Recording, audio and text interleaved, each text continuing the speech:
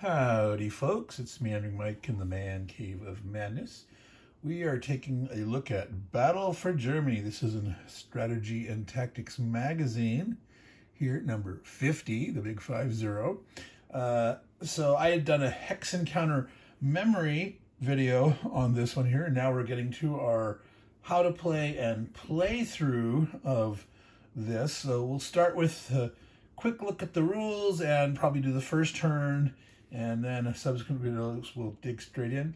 Now, for those of you who haven't watched the Hex Encounter memory video, I'll give a quick overview of the game. I talked a little bit about there. This is in Germany, 1944 through 45. It starts in December. You can see over here, this is the Western Front. The green are the Western Allies, and there's German units here. We can see over here the Eastern Front, which includes Yugoslavia, way down here. There's the border of Yugoslavia, and then various Soviet units against the Germans. Can't really see it, but like one of these is the Bulgarian unit, and there's like a Polish unit over there.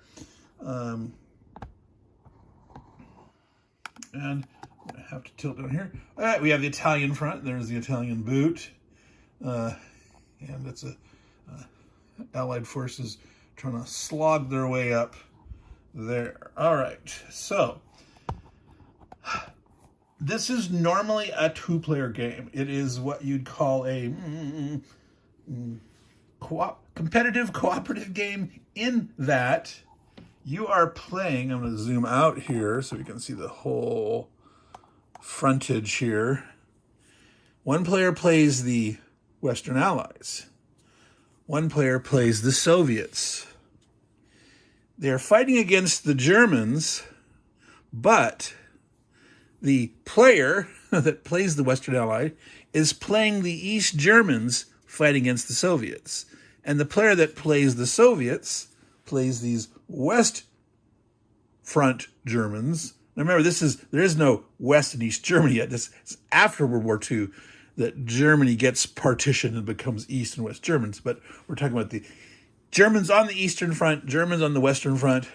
It's played by the opposite side. That's the two-player game. This is how it works. This is sort of a unique mechanism, and I mentioned that this scheme is used in the game Downfall, which is basically the same situation, except I believe that starts in 1942. That's a much more in-depth, complicated game, but this is a very relatively simple game, and let's talk about the mechanics, how it actually plays out. So there's a sequence of play which is a little different in that you have the Western Allies and the Soviets and Western Germans and Eastern Germans. So instead of an I go, you go, it's a I go, you go, I go, you go. What? Yeah, so let's say you're the Soviets. You play first. So here's the sequence of play here. The Soviets would play, and then that player would play his West Germans, the Germans in the West Front, and then the Western Allies would get to go, and then they would play the Germans on the Eastern Front. So it's I go, you go, but it's actually really I go, you go, you go. All right? Now, I'm actually going to be playing the three-player variant of this, where you actually have the Germans unified, for the most part, and it's played by a third player. Now, I'm going to be playing myself all the positions solitaire. But so this is something that most people don't want to play the Germans because they really have no chance of winning. Obviously, their allies, the Soviets, are going to crush them. However, I have part of my Hex Encounter memory video was how I won this game way back in high school a few times as the Germans in the three-player game. And I'm going to try to recreate that here, try to use my strategy that I had. Now, given that this is the 3-player variant, it actually becomes a, I go, he go, they go. The Soviets are playing, the Westernized are playing, and the Germans unified are played as a whole. There is a slight front limitation in that they can only transfer, they get a strategic move where like one unit can cross the front line and it gets triple movement. Other guys can cross with them, but they have to just move normally. And they take their replacement pool and they can do it for either side. So the German has that ability to sort of go back and forth and potentially switch forces to try to react to, how the frontage is going. All right. So that all being said, let's get into the details here. So one moment. Alrighty, so what I've done is zoomed in here on the terrain key. All right. We have broken, which is this brown stuff by itself. Rough terrain, which has this sort of, it looks more like a forest to me, but it's actually, it's called, I would call this mountainous terrain. Now, we're going to see something here. I'm going to look over. These are impassable hexsides. These would be considered, the high mountain ranges that are completely impassable. And I would call this mountainous terrain, but they call this rough and this broken. We have rivers. We have Lake Balaton with impassable hex. You can't cross the lake. I mean, you can go around this endpoint, but you can't cross here, here, or here. All right. Now, something else that we have on the map, I'm going to show you here, are fortifications. There are actually a whole bunch of fortifications under here. And the German line in Italy, there's fortifications under here. All right. Now, and then there's the borders. We can see that. Okay. Now, this is back to one of my pet peeves that Meandering Mike has mentioned many times. This is an incomplete terrain key. You have over here a terrain effects chart that lists the terrain, the movement cost, the effect on comment, but it does not show the picture. And this shows the picture and the name. Now, you can notice that I've penciled in real tiny the cost. So it costs 2 movement points to enter broken terrain, and it doubles you. It costs 4 movement points into the rough terrain, like the mountainous area, and it triples you. Fortified doubles you. Okay, that's the basic terrain, and the river plus 1 extra to cross, and it doubles you if all attackers are coming across the river. Now, all that data should have been put in one place. It should have all been put here, like I did it. They could have made it a little better. And or, whoops, straighten that out. Or like we said on here, terrain effects chart, they could have put a picture of the terrain on there. All right, they could have made a little more room and had a little picture. I mean, it didn't have to be that tiny. They could have made it bigger, but pet peeve, put it all in one spot. All right, now we're going to talk about the combat system, movement, zone of controls here in a second. One of the things I want to mention, though, is these multipliers. In many SPI games, they usually have it that terrain movement costs are cumulative, in that, like, if you cross a river, say, into broken terrain, it costs 2 to enter broken terrain, plus 1 to cross river. It costs 3 to move across river into broken terrain. And normally, in the majority of their games, the terrain effects are not cumulative. However, in this game, they are. Now, for those games in SPI that have cumulative combat terrain effect, there's 2 styles. One is you multiply and you multiply. If one thing is doubled and another thing is doubled, so attacking into the rough terrain is doubling you, and attacking across the river is doubling the defender, you'd quadruple.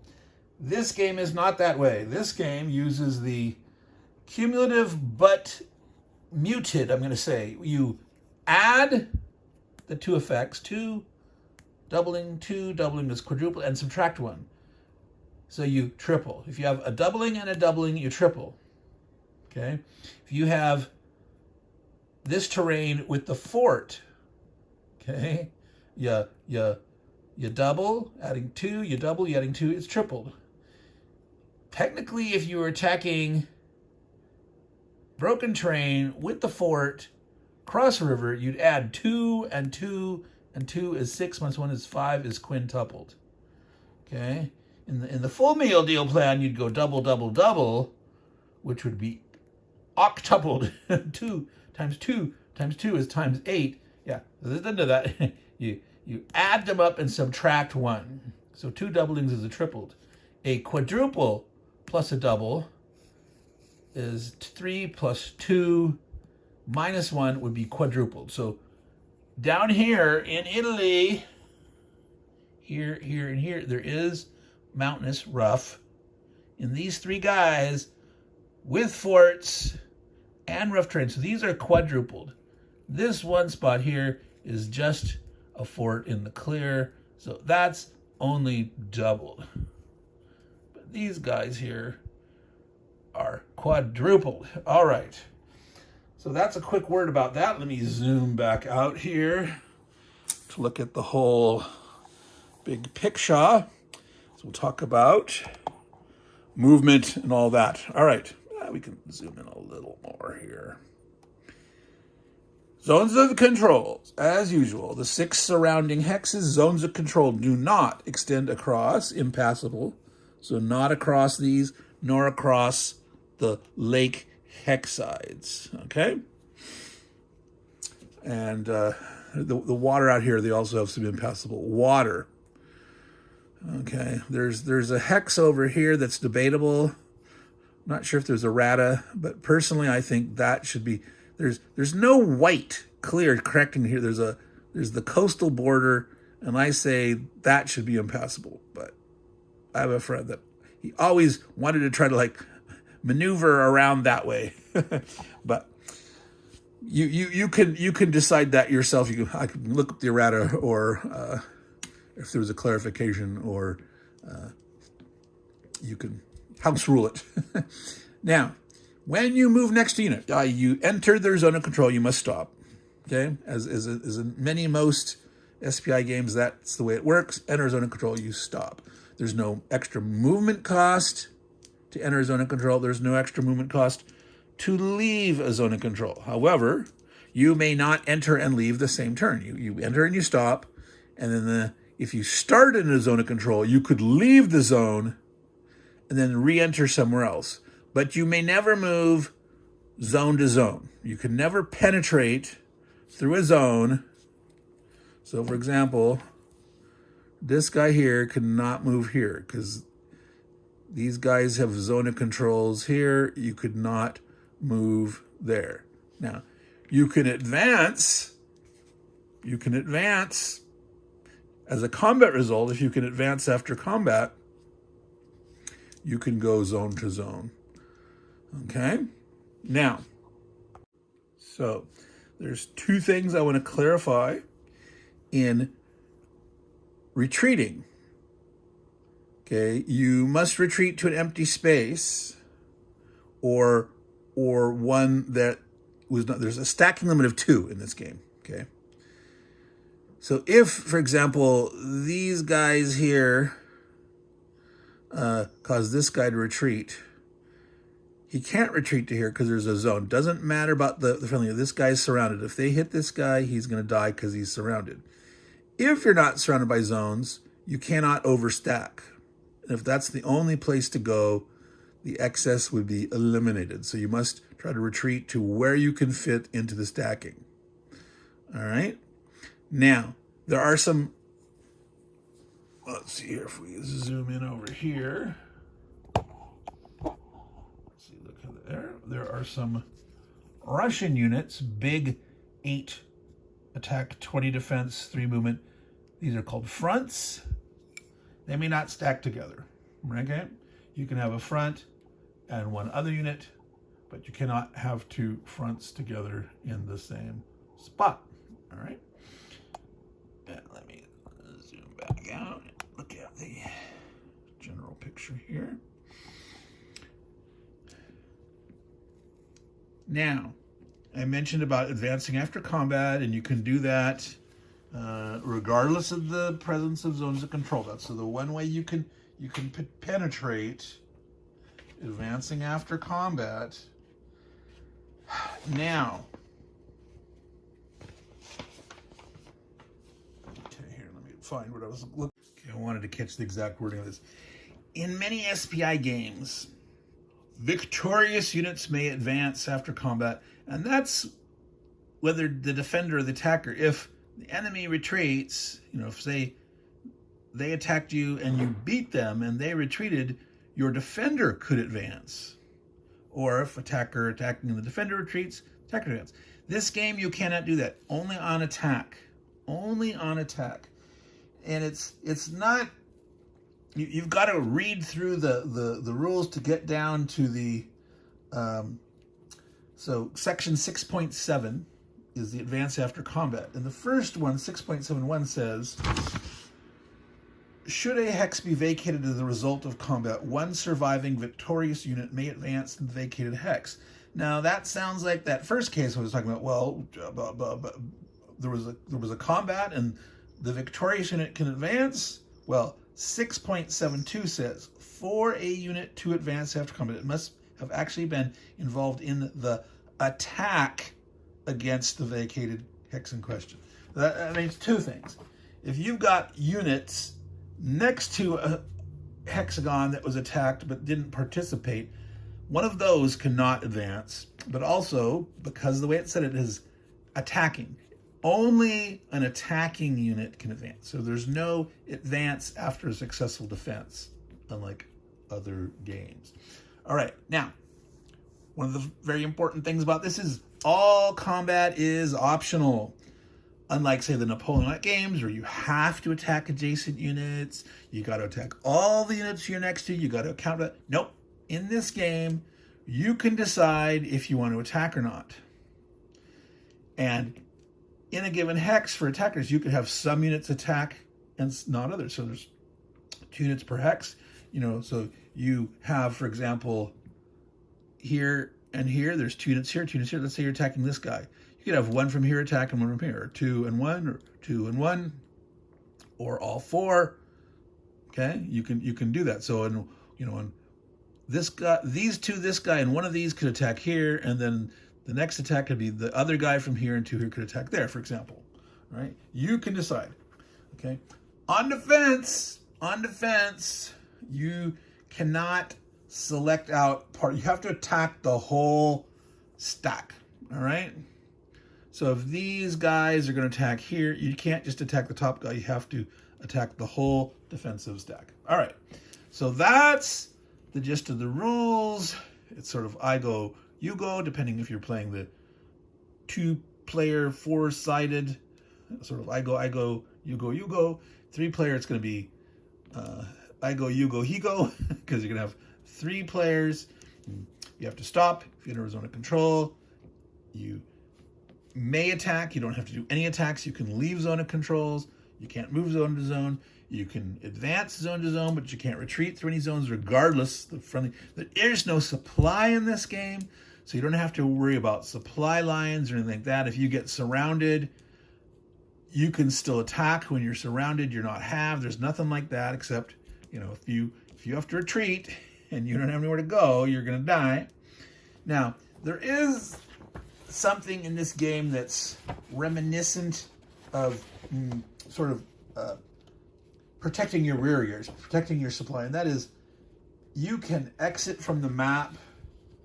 And if you're penetrating to the enemy and you're exiting from the map, you will cause enemy units to be removed from the map to account for your marauding in the rear. Okay, so German units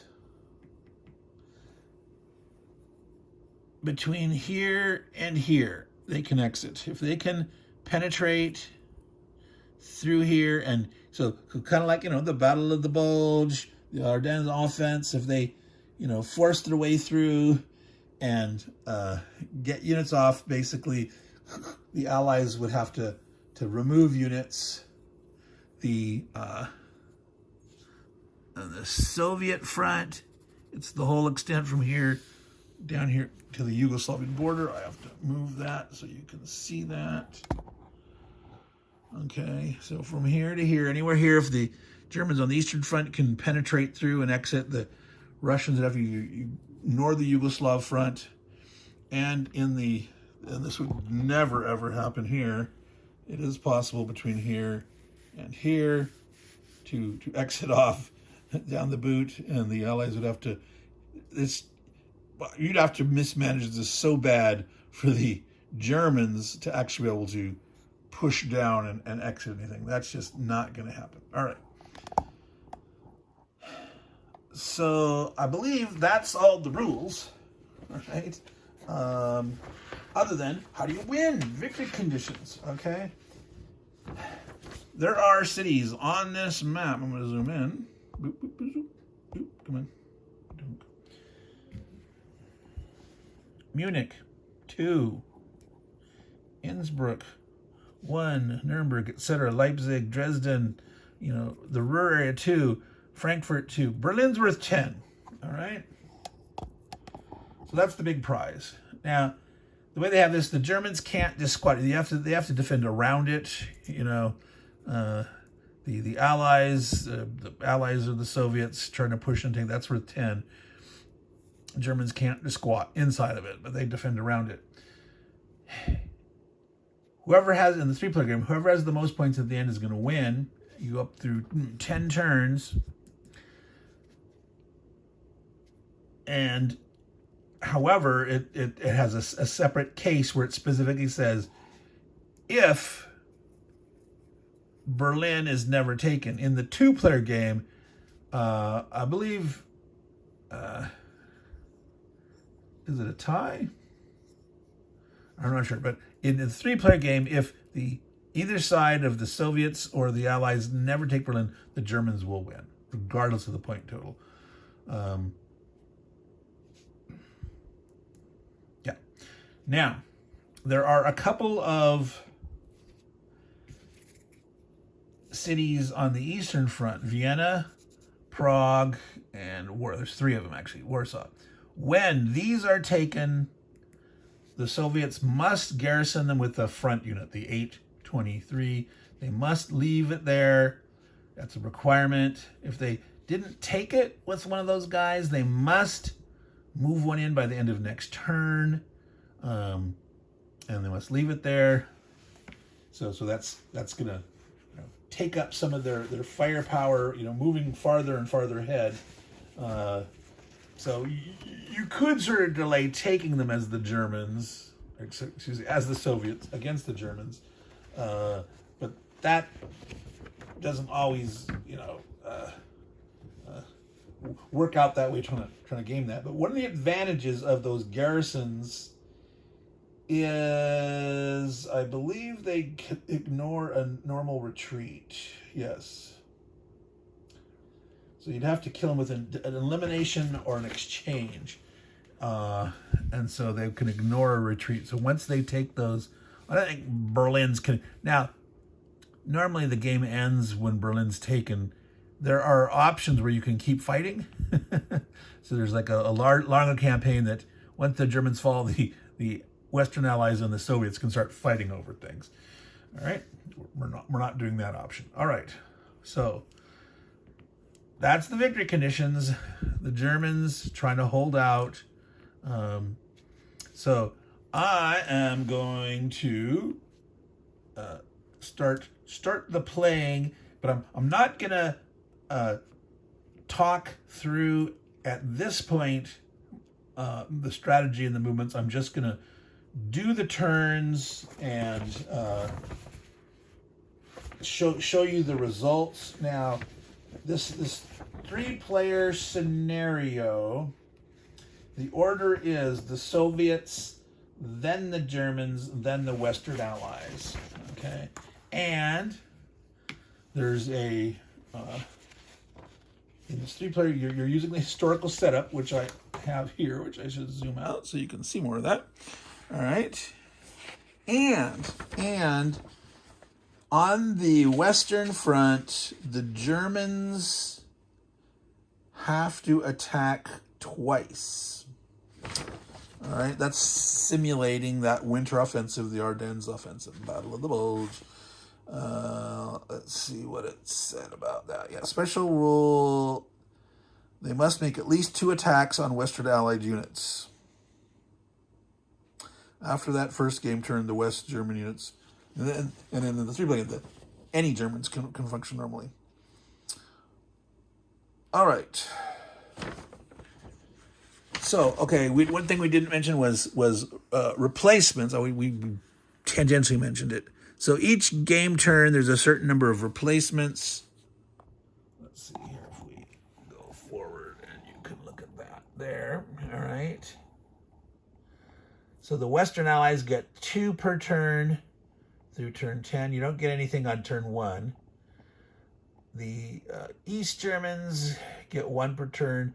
The West Germans get 1 every other turn. Now, because they're playing the 3-player variant, you just add that together. They're going to get 2 and then 1 and then 2 and then 1. The Soviets get 2 for a while. Then on turn 6, they only start getting 1.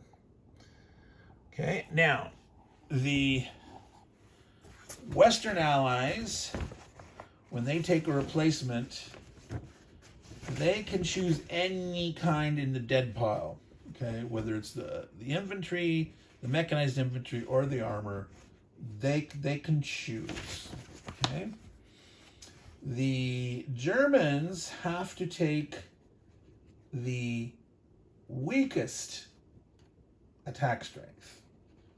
All right. So if they lose their big 7-strength Panzer units, they're not going to get them back unless that's all they lost. And usually the Germans are using a fair amount of troops. So as they start losing these little 2-strength guys, they're going to be having to take those back. All right. Now the Soviets, they're also having to take the lowest attack strength back. Okay.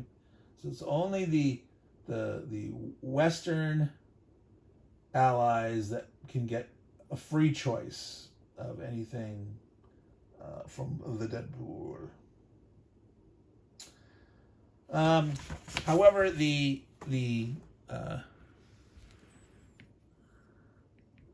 Allies, I believe, they have to keep track of, things that died in Italy come back in Italy, and these guys. They have to decide which ones are going to get replacements. And Yugoslavians are not available to the Soviets, even if they're the current lowest thing. All right.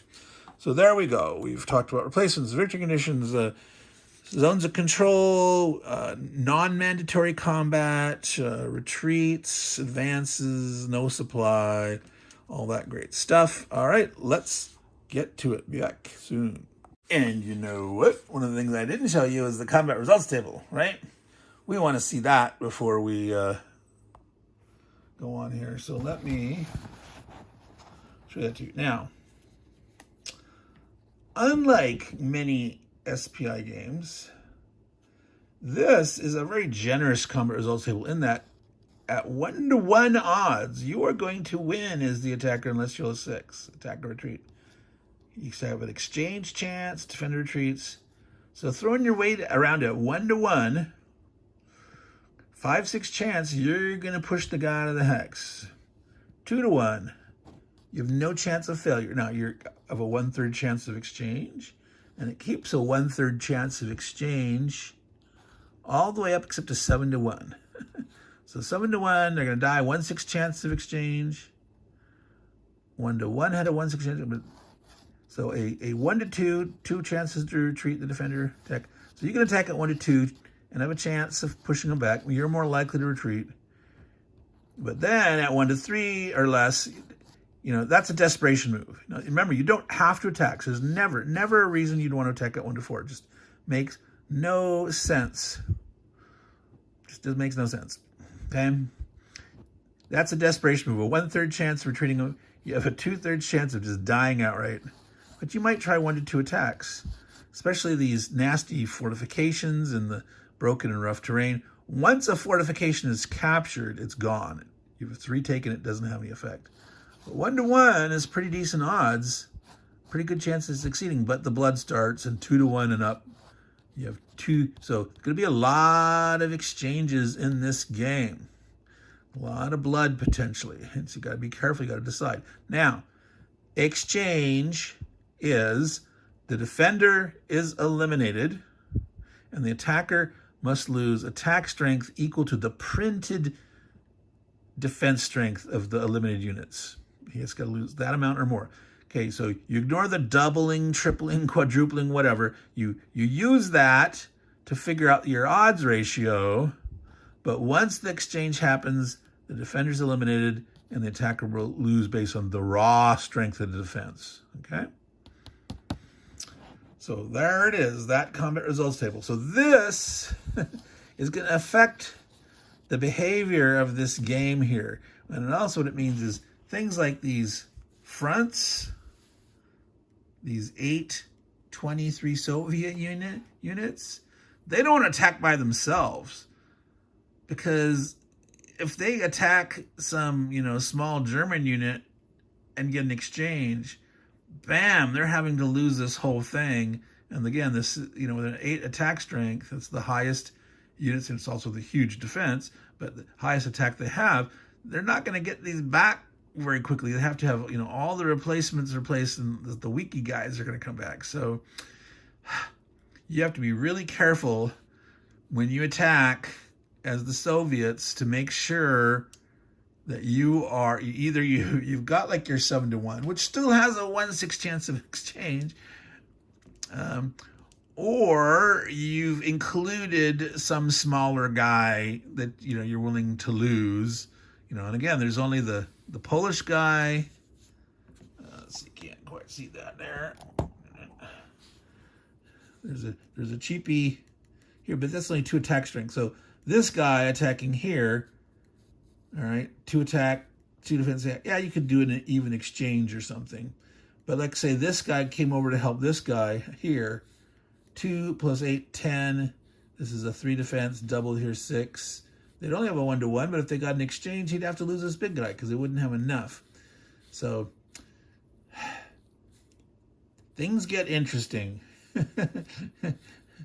for exchanges and losses and all that. All right, so let's get back into the moving. All right, so we've moved the Soviets. We're going to start the fighting down here in the Yugoslav front. Now, the Yugoslavs are able to maneuver such that this German infantry corps is surrounded. Now, this is a 4 doubled to 8. They could attack with both 10 versus 8, 1 to 1. That'd give us a 1/6 chance of exchange. And then 4/6 chances of a retreat, which would eliminate the guy. And only in a 6 would they fail. All right. If you wanted to have no chance of getting the exchange, you could attack, say, with just this guy, 5 to 8, 1 to 2. You'd have a 1/3 chance of retreating him and killing him, but otherwise this guy would have to retreat back. In this case, we're going to go ahead and it's like, all right, let's try to peel this front. There's only 1/6 chance we're going to get the exchange. And eventually the idea is to try to force these, if we can get the kill, get the Germans having to retreat way back and start rolling up on the Yugoslavian front. Roll the 1, they get the exchange. So the Germans take their first loss. Lose this guy here. Since the Yugoslavians don't get replaced, we just move it off to the side. And they could advance into here. Yeah, they might as well. If he starts to retreat. Well, let's see. If he doesn't, he could go 1, 2. Here he can go 1, 2. He could start to zip around, but I got to be careful. Now, we talked about exiting. It takes 4 movement points to exit the map. So like this guy couldn't just get to the thing here. He'd have to be next to it, and if he survives, and it would cost 4 movement points to get across. And what happens when you exit, for every unit that you exit, 2. Now, again, we can't exit in Yugoslavia, actually, so that's not an important thing. So, yeah, he'll go ahead and advance to there. All right, so now this is 5 here. If he elects him, you don't have to attack. He can attack here at 1 to 2. There's no real reason to try to attack here. If he had to retreat, he'd retreat back to here or here. Just not going to do it. Okay, so basically down here we're not attacking. We're not gonna risk the exchange here right now. This part here was a sort of a tight start here. They're sort of against the edge of the map. They've moved up to something. This is thin here, so they're going to try to kill this guy off, and then, you know, once they've hopefully eliminated these, they could have some more freedom of movement here, getting not, you know, so close to the edge of the map and that. So they're not going to do a lot of broad-based attacks here. Right now, they're going to wait until they can get some more units over here to worry about the exchanges and all that. So we're going to do this attack here. Now, this is a 4 doubled is an 8. All right. Now, this here could be a 1-to-1. This adding it is not enough. But by adding this guy in, 15 against 4 doubled to 8 is still only 1-to-1. However, by including him, if we get the exchange, okay, we could lose this guy instead of this guy. Okay, and the reason why we want to do that is this guy attacks better. He moves slower though, but you know, as you're advancing forward, if you start losing these guys, getting your fronts as replacement and having them get back to the front, moving up, it takes a while. So now, if this guy exchanged here, we'd sort of have like, a hole here. But like we said, this guy couldn't exit off right away because, again, it costs 4 movement points to exit off. So we're going to have these 2 guys attack here. 15 again, it's still a 1-to-1. But we have the option. We rolled a 5. So 1-to-1 of 5 is a defender retreat. This guy is eliminated. And then we could advance. We're actually not going to. We're going to leave the front here. Now, this is a little porous in that German units could move to here. They'd have to stop.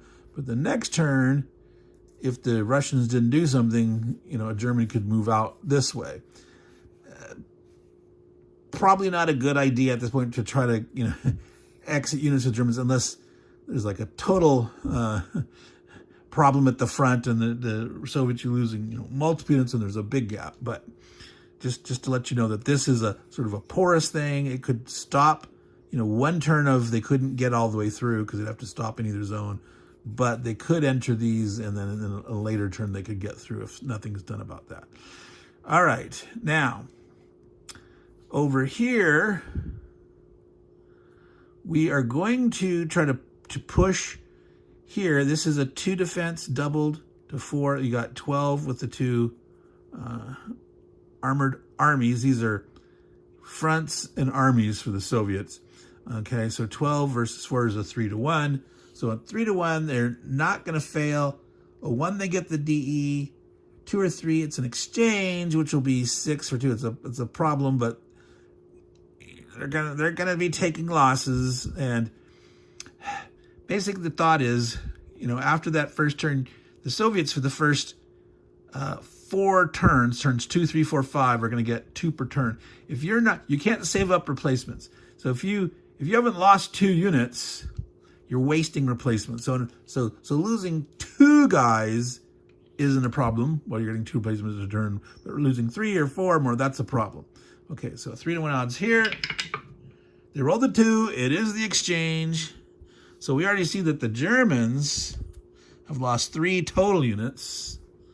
The Soviets lose their first one now. That's going to be way up in that box there. I'm going to leave these over here so they're within reach. I'm going to put this Yugoslavian to the side since it's not replaceable.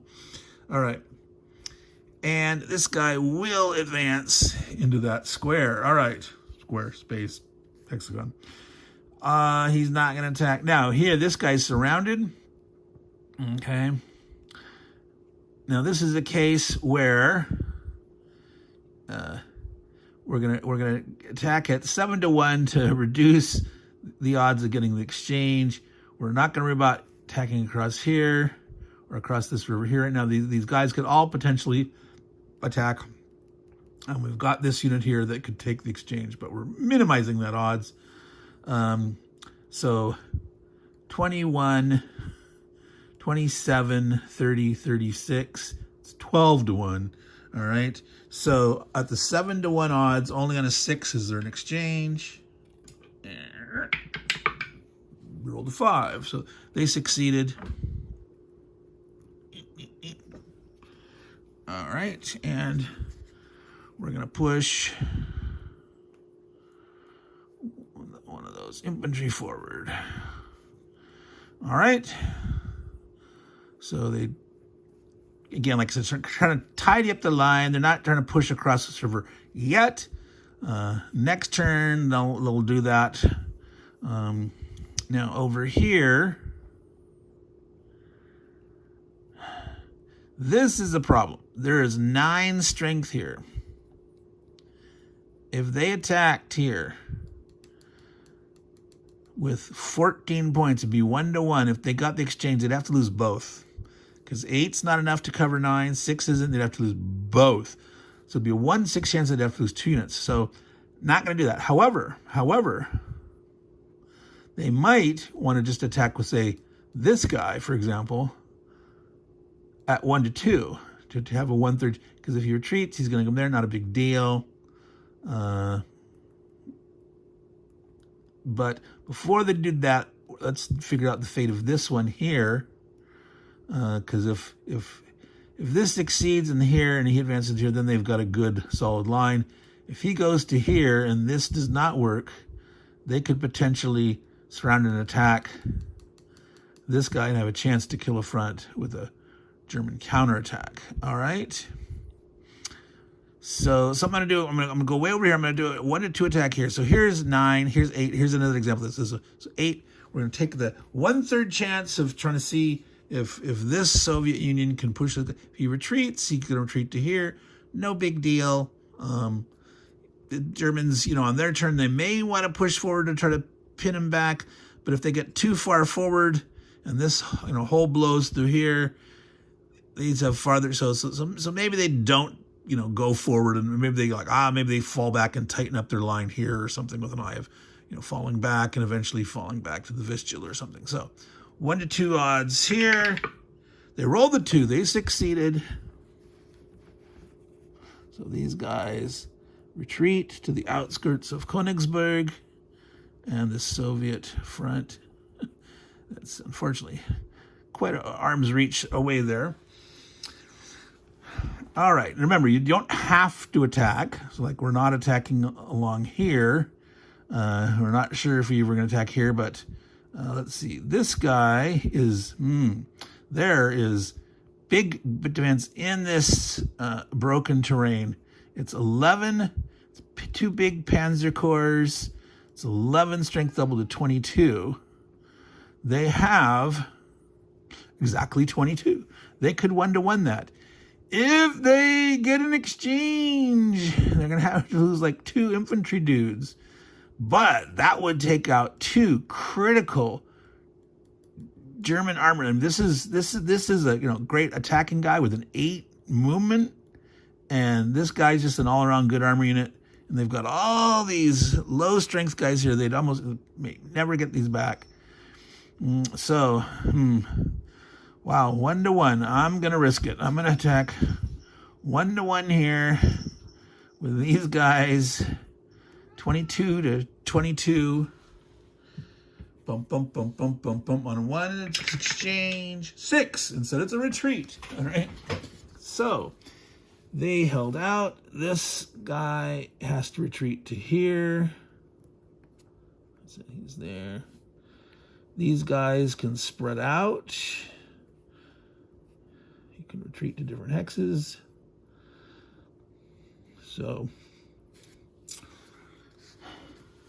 now it does mean you can't retreat off the map.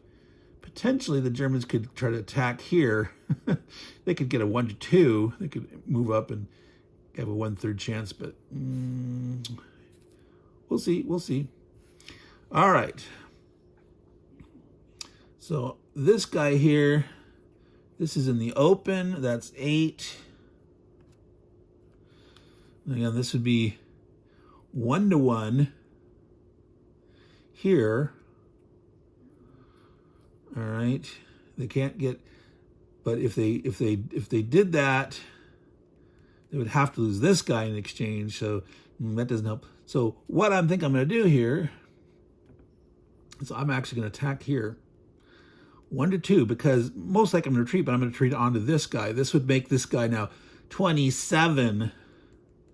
And so they would need 13 if they need 14, then 11. They would not be able to get a 1-2 on that guy. Only a 1-3. So yeah, let's do it. So this guy's attacking, almost hoping he fails. But not really. If he succeeds, he does the same thing. He's sort of protecting. Well, no, not really. They can still come here and attack there. So 1-2. Let's just see what happens. Roll a 5. He retreats. All right. So as it happens, my alarm goes off and it kicks me out of videoing. That's just nuts. All right. So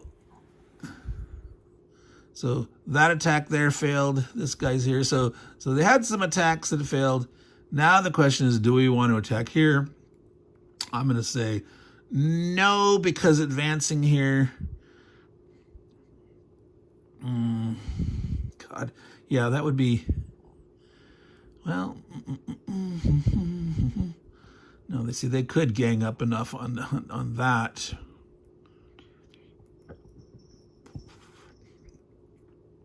Yeah. So they'll just call it there like that. Okay, so they did manage to kill 4 German units. They lost 1 Yugoslavian in exchange. They lost another guy in exchange. They didn't manage to throw their weight around as much as they really wanted to. But, yeah, it's all okay. Okay, so that's the Soviet turn. We will be back with the German turn, both fronts, okay, both fronts, yeah, we'll see. So, back soon. So here is the overall picture after the Germans have done their first move. They are trying to slowly pull back here a little bit, to actually advance to the river line here. This unit's sort of hanging out here as a reserve to go either direction if we get gaps in the line. They pulled back some units here. They're basically not stacking up to defend. This is part of the strategy. They don't want to lose too much at once. They actually want the Soviets to get like 2-to-1 attacks and things like that, increasing the odds of exchanges, trying to make the Soviets lose more. They've pulled 758 Army unit, transferred theater, being able to move triple, crossing the line. They couldn't start in a zone or end in a zone. This is one of the guys that was over here where the Soviets retreated, and they disengaged with this other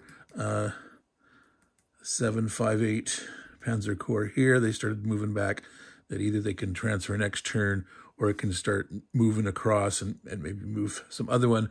The plan is to be able to shift armor over here to try to feed in and hope, if the attacks here both go well during the December turn, try to pound the Allies and basically try to create a gap and start exiting units, which causes a snowball effect. Or 1 German unit exited, the Allies would have to eliminate 2 units. So they're going to see what they can make of that. They didn't do any maneuvering down here at all. They're not going to attack. They're just squatting there in their line there. So basically, yeah, they have no planned attacks anywhere here. They're not taking any risks. They're just spreading out the defense. But They have 2 mandatory attacks over here that we need to do, and they are surrounded attacks against the Allies. This is the situation that the Allies found them in. There was this unit was already they maneuvered some units around here, but this guy's surrounded, and this guy's surrounded. They may decide to attack here also, depending on what happens on these. They do a slight little shifting in the line here. All right, so let's do this attack over here. This is a mechanized infantry and a standard infantry. You have 6 and 8, 14 defense, doubled to 28. The Germans have 10, 15, 18, plus there's 12 here is 30. So they actually have a 1-to-1. So since this is surrounded, this is going to die on anything but a 6. On a 1, there'll be an exchange, and there'll be a lot of blood in the Germans. They don't like that. They want to roll a 2 through 5. A 6, they'll have to retreat. So they rolled a 5. So they succeeded in destroying these 2 units. Now, the Allies do get to replace 2 units a turn. However, not this first turn. They're moving last. There's no replacement. So if they use 2 units here, if they lose another one here, and then potentially lose units during their turn if they attack, or in the German next turn, they can start to get behind on that curve. All right, so deciding what we're going to advance into here. We will advance with this guy here with the 5 defense. Get him in there. These guys will be back here to go this way or what. All right. So as it is with this guy here and this guy here, they can move someone back and into here, but they can't penetrate to here. So even though there's a big gap there, this is actually safe right now, and they've got more units coming. All right, so here, that's 8 doubled to 16. You got 10 here. Now what we're going to do is we're not going to attack with this guy. So in case there's an exchange, you're going to have to lose 8. There's a 4 and 2, so we want to be able to lose. We could use. If they get a retreat, they don't want to retreat. This guy's not taking. They go okay to retreat. This guy's not. So this guy's being left out. So if these guys retreat, he'll be here. He'll be here. They'll still be holding. This is the broken train with the forts underneath and this river line. So that's doubled. 2, 2, 2 is added together. Remember, 6, subtract 1 is 5. So they're quintupled here.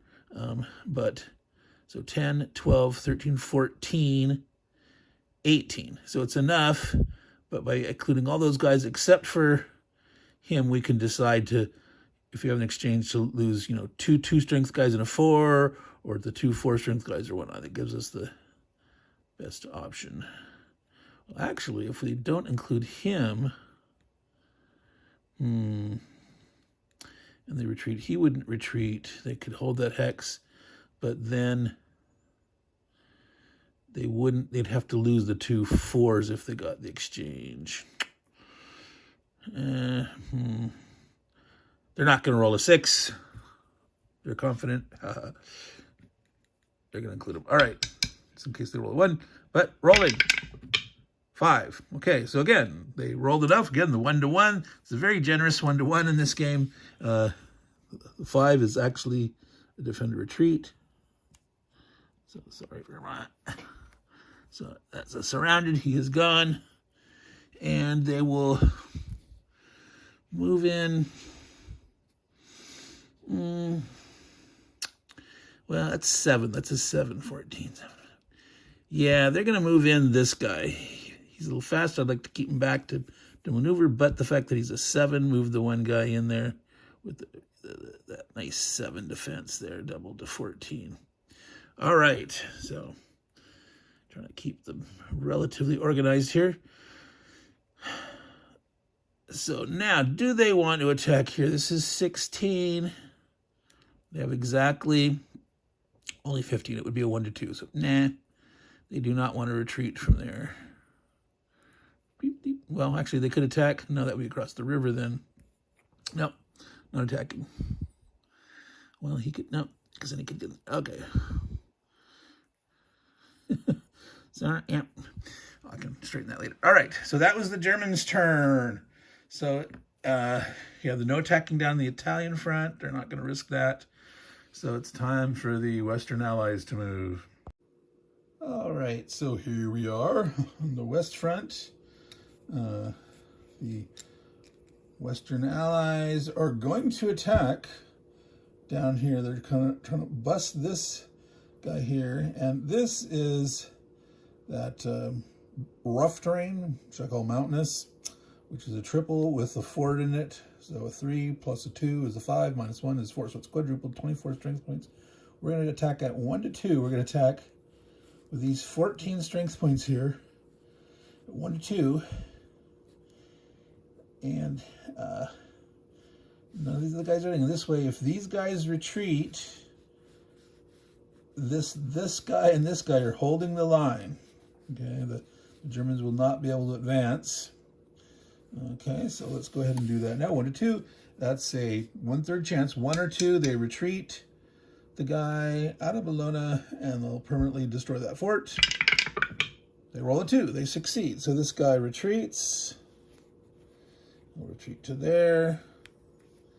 They will go in with 1 unit here. That fort is, they have captured Bologna. It's a 1-point victory point. Hex. All right. Tidy that up a little bit. So, now, they're going to attack here. They're going to try to crack this across here. These are all cross river lines in the broken with the forts along here. So that's a double, a double, a double added together. 6 minus 1 is quintupled. There's 15 strength points here. All right, we are attacking with 13, 17. So it's a 1 to 1. So on a 6, they'll fail and they have to retreat. 2 through 5, they'll succeed in pushing the guy back. On a 1, there'll be an exchange, and they'll be able to lose 1 infantry in a trade-off.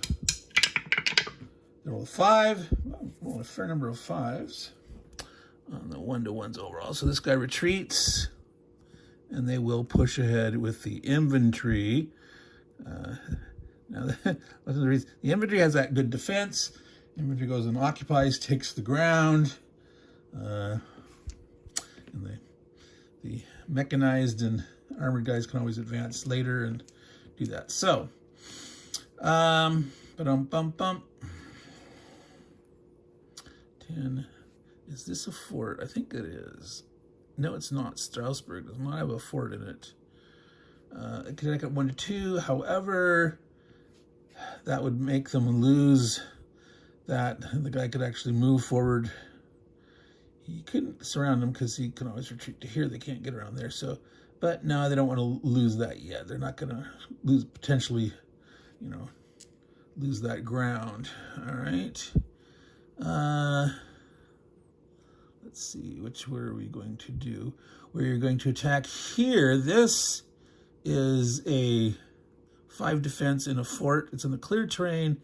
This guy will be attacking not across the river, so he's only doubled to 10, 6, and words. It's exactly at a 1 to 1 here. The only problem with this is if they lose this, they'll have to lose the mechanized infantry. But another 1 to 1 attack. 3. So that pushes him back. He will retreat to this fort. And again, here we're going to advance with the infantry. All right.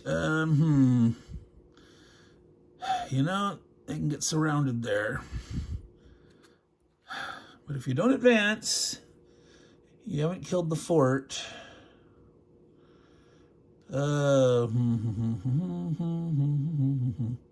Well, No, they're going to do it because we're going to try this guy. I was going to jump on this guy here, but this stack here, 13, they're going to drive this guy back. It's not a fort there. So 10, 13, so a 1-to-1 here. If they succeed, then they'll protect that flank of that other infantry. So another 1-to-1 attack. 3 succeeds. They retreat back across the river to Cologne. Now this guy here can get a lot of guy on him. They'll put the 6 strength guy here, leave the 4 strength guy here that can still be attacked potentially from 2 spots. But armor in this spot by itself is quite counterattackable. Do they want to try to hit here? Let's see. That's not. It's, across the Moselle River there. So 11, same thing. So they're 1-to-1.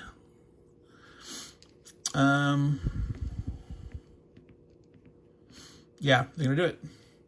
1-to-1. 1 is an exchange. 6 is a retreat. But if they do retreat, they'll be here. That line will be relatively safe. This guy won't be, but they'll be able to take minutes. But all right, here we go. 1-to-1. Roll a 2. They succeed there. Drive this guy back. So they did lose 3 units over here, but they are driving advance with him, leaving this guy here. So this guy, you know, across the river, he'd be double, tripled. You know, 2 again, 2 + 2 - 1, tripled. So if they tried to counterattack across here, he'd still be a net 12, 4 tripled. All right, so they managed to counterattack. Now this over here, way up here, this is an 11 strength paratrooper unit from the Germans.